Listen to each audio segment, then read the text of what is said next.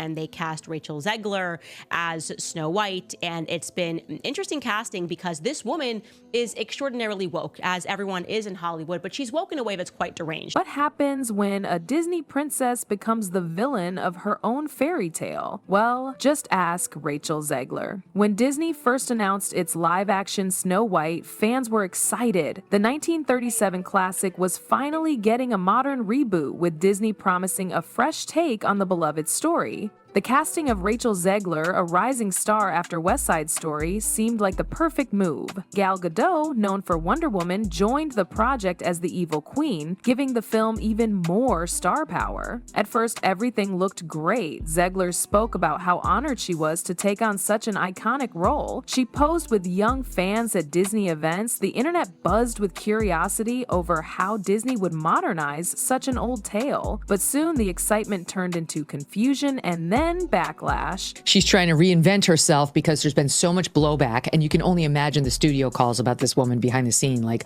oh my God, we're $242 million in, and our lead actress hates our film. Things started to shift when Rachel Zegler's early interviews made the rounds online. Instead of celebrating the legacy of Snow White, she openly criticized it. In one sit-down, she called the original 1937 version outdated and said the new film would be nothing like the original. She doubled down by saying Snow White wouldn't be saved by a prince and that the focus would be more on leadership and independence. Now, while that message may have landed well with some modern audiences, many Disney fans didn't take it lightly. These weren't just any fans, these were lifelong supporters who saw Snow White as a nostalgic classic, not a problem that needed fixing. The backlash came quickly. Social media lit up with criticism, especially from Disney purists who felt the film was disrespecting Walt Disney's original vision. The comment sections were flooded with people accusing Disney of trying too hard to modernize everything. Many questioned why a lead actress would publicly distance herself from the very story she was hired to bring to life. Meanwhile, Gal Gadot tried to keep things balanced. In her own interviews, she praised both the original and the new direction, avoiding the kind of direct criticism Rachel had made. She smiled through red carpet questions, lightly dodging controversy and speaking positively about the story's evolution. But even with Gal's attempts to calm the storm, the divide was already growing. Fans noticed the difference in tone between the two stars. Rachel was blunt and unapologetic, Gal was diplomatic. Disney seemed unsure how to handle the situation. Instead of clearing the air, they went quiet. But silence didn't help. The interviews kept resurfacing, and so did the backlash. And just when Disney thought they could control the fire, Rachel grabbed the mic and poured on gasoline. There's a big focus on her love story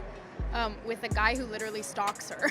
Yeah. Weird. Behind the scenes, things weren't any smoother. According to leaks from Disney insiders, tensions between Rachel and Gal started to show on set. The two actresses reportedly had different approaches, not just to the film, but politically and personally. While Gal kept things professional, insiders said Rachel brought her outspoken attitude to work. Crew members described the energy on set as tense and said there were several days where filming was paused or rescheduled due to disagreements. One source claimed that Rachel's push for a radically different Snow White led to conflicts over the script and character direction. Directors and producers were caught in the middle, trying to keep things moving while adjusting to Rachel's feedback. There were even reports that entire scenes had to be rewritten or re-edited after test screenings didn't go well. According to leaked emails, Disney executives weren't just dealing with creative differences, they were also trying to manage public perception, especially as Rachel's interviews kept resurfacing. Then came the awkward press tour moments. During one event, Gal was asked about the new modern take, and while she gave a polished response, Rachel jumped in with comments that again criticized the original. The interaction went viral for all the wrong reasons. As Disney tried to market the film as a magical, empowering update, the headlines told a different story. Stories of on-set drama, delayed reshoots, and uneasy co-stars painted a chaotic picture. Suddenly, the question wasn't how magical Snow White would be, but whether it could even survive its own stars.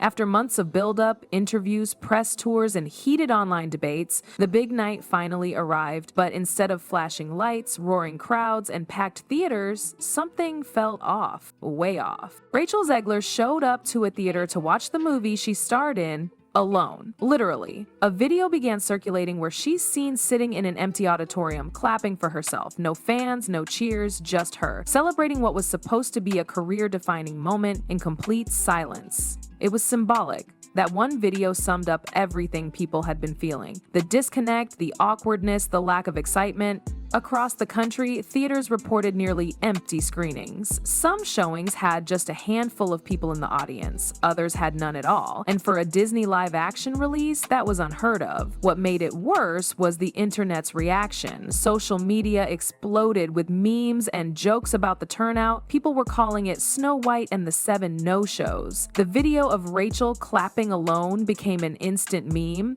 spreading like wildfire. Some people defended her, saying she didn't deserve all the hate. Others weren't so kind. They pointed to her earlier interviews, her attitude during press events, and said this was the natural result of pushing fans away. It was supposed to be Rachel Zegler's big moment. A Disney princess role is something many actors dream of, but instead of a red carpet fairy tale, she ended up watching her dream unravel one empty seat at a time. As the weekend numbers rolled in, the reality set in hard. The box office was a disaster. The turnout was far below what Disney expected, even with a massive budget and months of promotion behind it. Then something even more shocking happened. Major theaters began pulling the movie.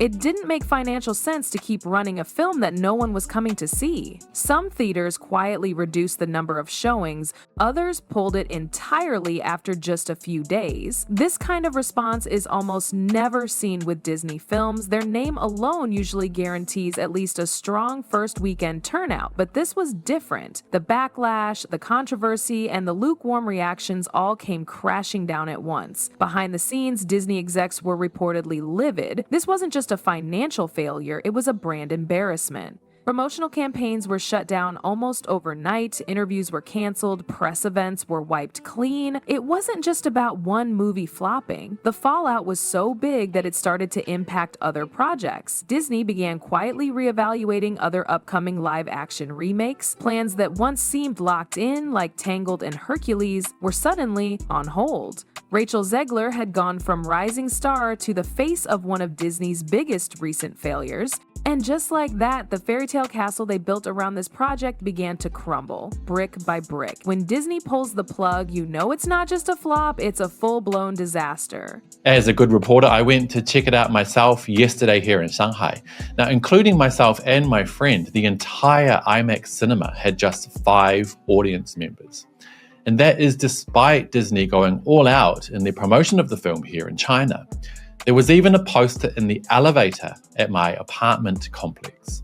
As the backlash intensified and the numbers dropped, Rachel Zegler wasn't just dealing with a box office failure, she was facing a personal collapse behind closed doors. People close to Rachel have shared that she's been inconsolable. What started as excitement turned into humiliation. The endless waves of criticism, mockery, and isolation reportedly pushed her to a breaking point. Friends say she's been crying off camera, overwhelmed by how fast everything unraveled. She felt betrayed by the studio, by the public, and even by the people around her who didn't step up to defend her when the internet turned harsh. For someone who once had the world cheering her on, this silence became deafening. Rachel had been painted as the future of Hollywood, a strong, outspoken new face who wasn't afraid to shake up the old system, but that same boldness is now being viewed as the reason things went wrong. Studios are nervous, producers are rethinking casting her in major roles. It's not necessarily about her acting skills, it's about the attention that follows her now. The drama, the noise, the split reaction. When studios smell risk, they start backing away, and that's exactly what's happening. Offers that were once lined up are now getting delayed or quietly shelved. The momentum she built after West Side Story seems frozen, and for someone so early in her career, that kind of silence can be deadly. What began as a chance to rewrite a fairy tale is now rewriting the future of Rachel Zegler's career. While Rachel was bearing the heat personally, others involved in the project started making moves too. Quiet moves. Gal Gadot's team reportedly began distancing her from the entire situation. She had remained mostly diplomatic during interviews, trying to smooth over controversies without fully jumping into the mess. But once the project collapsed, she pulled back entirely. No more posts, no more comments.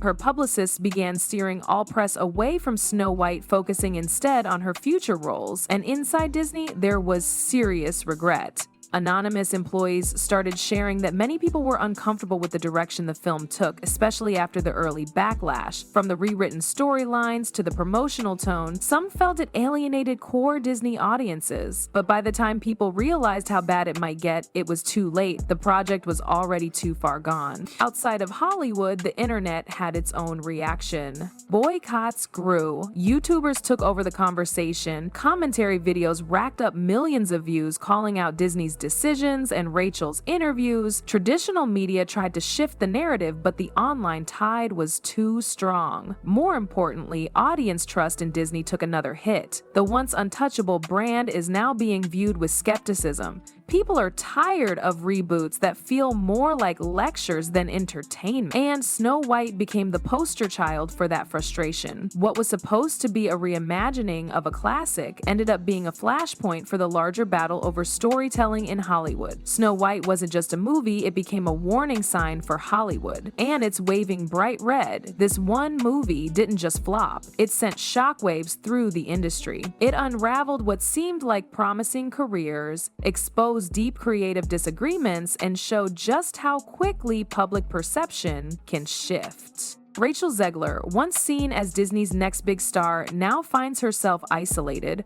Her rise came fast, but so did the fall. Gal Gadot walks away mostly untouched, but Rachel is left carrying the weight of the entire film's failure. And maybe the most haunting image of all is that now infamous clip, Rachel alone in the theater, clapping for herself. A moment that should have been full of applause, reduced to silence. From princess to pariah, Rachel Zegler's Snow White didn't just lose the audience, it lost the fairy tale, and maybe it lost her too. But what do you guys think about this whole situation? Let me know your thoughts in the comments.